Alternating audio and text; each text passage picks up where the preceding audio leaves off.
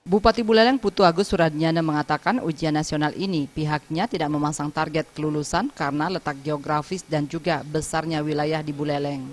Namun dilihat dari kelulusan sebelumnya, siswa di Buleleng memiliki prestasi yang luar biasa sehingga sangat sulit untuk target kelulusan dijadikan acuan bagi ujian nasional yang berlangsung saat ini. Buleleng itu kan karena kondisi geografis dan luas wilayahnya. Kalau dilihat target secara keseluruhan mungkin maaf ya sering Buleleng agak di bawah. Tapi kalau lihat personalnya satu persatu, Buleleng sering meraih prestasi yang luar biasa. Misalnya SMA 1, SMK 1 ini, SMA 4. Banyak sekolah-sekolah favorit yang di kota ini yang prestasinya bagus-bagus. Tapi ketika kita masuk misalnya ke kecamatan banyak, yang sekolah jauh, gurunya kurang, ini yang harus kita carikan jalan keluar. Kadistik Buleleng Wayan Lugrahini mengatakan, di Kabupaten Buleleng ujian nasional dengan sistem online hanya bisa dilaksanakan oleh satu sekolah saja, yakni sekolah SMK TI Global.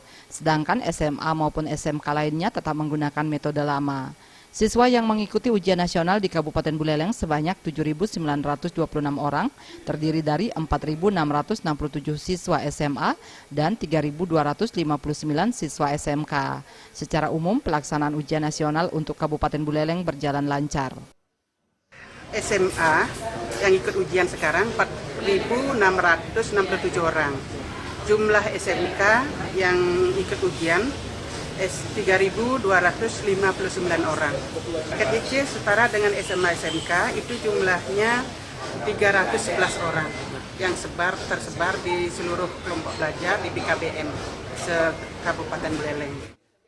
Pada UN hari pertama, 13 orang siswa tidak mengikuti ujian nasional dengan perincian 8 orang berhenti sekolah, 1 orang sakit, 2 orang menikah, serta 2 orang meninggal dunia.